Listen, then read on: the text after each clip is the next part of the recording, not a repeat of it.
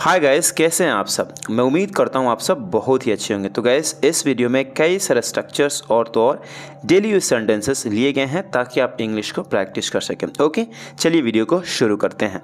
To what extent, to what extent का मतलब था किस हद तक या फिर कितना। अगर आप सवाल किसी से पूछते हैं जैसे कि आप किस हद तक उसे पसंद करते हैं, किस हद तक आप इसे चाहते हैं, उस जगह पे टू व्हाट एक्सटेंट को आप यूज़ कर सकते हैं। जैसे आपको अंग्रेजी सीखना कितना पसंद है, मतलब किस हद तक पसंद करते हैं, तो उस जगह पे आप इंग्लिश में कह सकते हैं to what extent do you like studying English. Okay, simply as a question W हम पूछते हैं, उसी तरह से टू व्हाट एक्सटेंट को आप यूज़ कर सकते हैं। ओके, अगला सेंटेंस है आप इस फिल्म को बिना सबटाइटल के किस हद तक समझ सकते हैं। To what extent can you understand this movie without subtitles. Hindi सीखना कितना मुश्किल है या फिर किस हद तक मुश्किल है। To what extent is it difficult to learn English. आप हर रोज़ कितना सोशल मीडिया इस्तेमाल करते हैं, मतलब किस हद तक इस्तेमाल करते हैं। To what extent do you use social media every day. रात में अकेले आपके पड़ोस में घूमना कितना सुरक्षित है। To what extent is it safe to walk alone at night in your neighbourhood. आप इस कथन से कितना सहमत हैं, किस हद तक सहमत हैं। To what extent do you agree with this statement. यह कितना अच्छा रेस्टोरेंट है। To what extent is this a good restaurant. कहने का मतलब भाई किस हद तक, कितना के सेंस में भी आप यूज़ कर सकते हैं। आज मौसम ने अपनी प्लान कितना प्रभावित किया है, किस हद तक प्रभावित किया है। To what extent has the weather affected your plans today. Believed to be, माना जाता है। ओके, यहाँ पे हम यूज़ करेंगे स्टेट ऑफ बीइंग को दिखाने के लिए। जैसे माना जाता है कि वह कंपनी के अगले सीईओ हैं। He is believed to be the next CEO of the company. माना जाता है कि वह एक प्रतिभाशाली संगीतकार है। She is believed to be a talented musician. इसे आप तोड़ करके बना सकते हैं। जैसे माना जाता है कि, तो आप कह सकते हैं इट इज़ बिलीव्ड दैट, उसके बाद सिंपल स्टेट ऑफ बीइंग को यूज़ करेंगे। जैसे she is a talented musician. अब इसमें क्या किया जाता है कि दोनों को मर्ज किया जाता है, एक ही में कर देते हैं। जैसे कि यहाँ पे शी मतलब वह, उसी के लिए कहा जा रहा है। ओके, इसलिए यहाँ पे एज ए पैसिव में हम उसे बिलीव को एक जगह ला करके she is believe to be a talented musician कर देते हैं। हालांकि बड़ा ही ईजी कॉन्सेप्ट है, मैं उम्मीद करता हूँ आप में से बहुत लोग जानते होंगे। ओके, इसलिए मैं एज ए प्रैक्टिस पर्पज से वीडियो बना रहा हूँ। माना जाता है कि यह नई दवा कैंसर का इलाज है। This new medicine is believe to be a cure for the cancer. माना जाता है कि वे कल आ रहे हैं। They are believe to be arriving tomorrow. माना जाता है कि यह पुरानी पेंटिंग बहुत महंगी है। This old painting is believe to be worth a lot of money. माना जाता है कि वह देश की सबसे अच्छी सिंगर है। She is believe to be the best singer in the country. माना जाता है कि वह बेगुनाह है। He is believe to be innocent. माना जाता है कि यह भूत की कहानी सच है। This ghost story is believe to be true. माना जाता है कि यह चिन्ह शुभ है।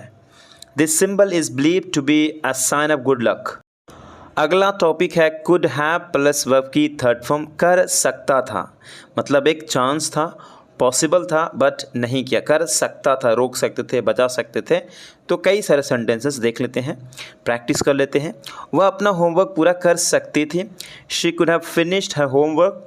हम पार्क जा सकते थे। We could have gone to the park. आप मुझे फ़ोन कर सकते थे। You could have called me. आप छाता ला सकते थे। You could have brought an umbrella. वे रात का खाना जल्दी ख़त्म कर सकते थे। They could have finished dinner earlier. यहाँ पे अर्ली मतलब क्या होता है, जल्दी, और ई आर जुड़ गया, यानी एज ए कंपैरेटिव डिग्री यहाँ पे यूज़ किया गया। इसी को हम कहते हैं पहले भी, ठीक है। लेकिन बना किससे है, जल्दी, मतलब अर्ली से ही बना हुआ अर्लियर। ओके, हम बाहर खेल सकते थे। We could have played outside. आप मदद मांग सकते थे। You could have asked for help. वे पहले पहुँच सकते थे। They could have arrived earlier. यह एक बेहतर विचार हो सकता था। It could have been a better idea. मैं आपके लिए गिफ्ट ला सकता था। I could have brought a gift for you. In search of, की तलाश में। बारिश हो रही है इसलिए मैं टैक्सी की तलाश में हूँ। It's raining so I am in search of a taxi. Graduation के बाद मैं एक नई नौकरी की तलाश में रहूँगा। After graduation I will be in search of a new job. हम इस समस्या के समाधान की तलाश में हैं। We are in search of a solution to this problem. मेरा लीज जल्द ही ख़त्म हो रहा है। मैं एक नया अपार्टमेंट की तलाश में हूँ। My lease is ending soon. I am in search of a new apartment. In the middle of के बीच में, बीचों बीच में, इन द मिडिल ऑफ। दुकान शहर के बीचों बीच स्थित है। The store is located in the middle of the town. जंगल के बीच में एक खूबसूरत झील है। There is a beautiful lake in the middle of the forest. मुझे अपनी चाबियाँ नहीं मिल रही। मैंने उन्हें कमरे के बीच में कहीं छोड़ दिया। I can't find my keys. I left them somewhere in the middle of the room. सावधान रहो, सड़क के बीच में मत चलो। Be careful. Don't walk in the middle of the road. मैं एक बड़े फैसले के बीच में हूँ। मुझे नहीं पता कि क्या करना है। I'm in the middle of a big decision. I don't know what to do. क्षमा करें, क्या आप नमक पास कर सकते हैं? यह मेज के बीच में है। Excuse me, can you pass the salt? It's in the middle of the table. It's time to और for. टाइम टू के बाद आप वर्ब की फर्स्ट फॉर्म लगाएंगे। फोर के बाद कोई नॉन होगा। जैसे सब्जियां खाने का वक्त है। It's time to eat your vegetables, मतलब अपना सब्जियां खाने का समय है। ओके, अलविदा कहने का वक्त है, समय है। It's time to say good bye. या फिर ऐसे भी कह सकते हैं, आपको अलविदा कहने का समय है। It's time for you to say goodbye, मतलब आपके लिए ये समय है। तो फॉर यू यहाँ पे लगा सकते हैं। It's time for you to say goodbye, ऐसे भी यूज़ करते हैं लोग। घर जाने का वक्त है। It's time to go home. अंग्रेजी की प्रैक्टिस करने का वक्त है। It's time to practise English. आराम करने का वक्त है। It's time for a break. खेलने का वक्त है। It's time to play. Homework करने का वक्त है। It's time to do your homework. नहाने का वक्त है। It's time to take a bath. रात का खाना खाने का वक्त है। It's time for dinner. It is new to me. यह मेरे लिए नया है। It is new to me. क्या यह तुम्हारे लिए नया था? Was it new to you? यह उसके लिए नया नहीं था। It wasn't new to her. Negative में बनाएंगे। क्या तुम्हारे लिए नया है? Is it new to you? क्या तुम्हारे लिए यह नया है? Is it new to you? In no time. देखते देखते, देखते ही देखते खाना ख़त्म हो गया।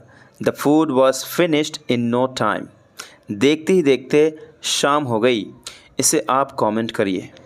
देखते ही देखते वह रोने लगी। She started crying in no time.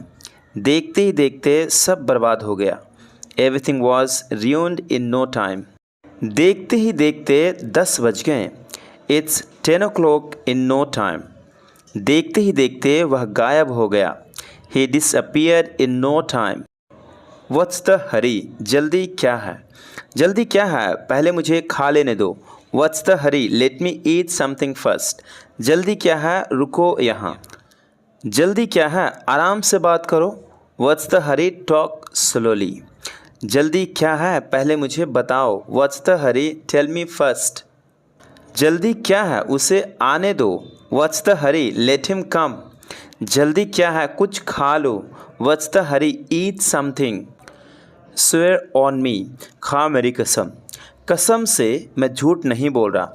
I swear I'm not lying. अगर कहना हो मेरी कसम खाओ। Swear on me that तुम उसे नहीं मिले। You didn't meet her. मेरी कसम खाओ कि तुम्हें कुछ नहीं पता। Swear on me that you don't know anything.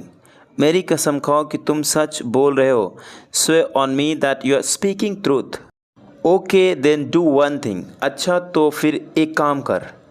अच्छा तो फिर एक काम करो, मुझे कुछ पैसे दे दो। Okay then do one thing, give me some money. अच्छा तो फिर एक काम करो, एक कप चाय ले आओ।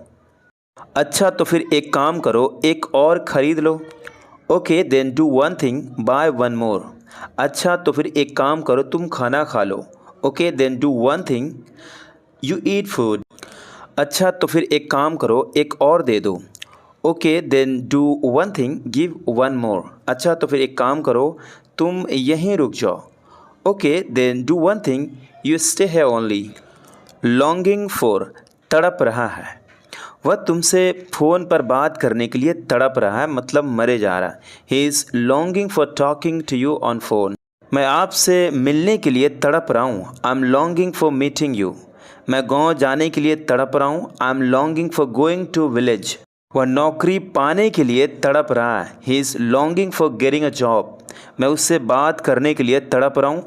आई am longing for talking to her. Unnecessarily, खामेखा मतलब बेवजह। खामेखा तुमने मुझे डरा दिया। You scared me unnecessarily. खामेखा तुमने उसे डांट दिया। You scolded her unnecessarily. खामेखा तुमने उसे रुला दिया। You made her cry unnecessarily. खामेखा तुम परेशान हो रहे हो। You are getting worried unnecessarily. खामेखा तुम वहाँ जा रहे हो। You are going there unnecessarily. Take too long, बहुत देर लगाना।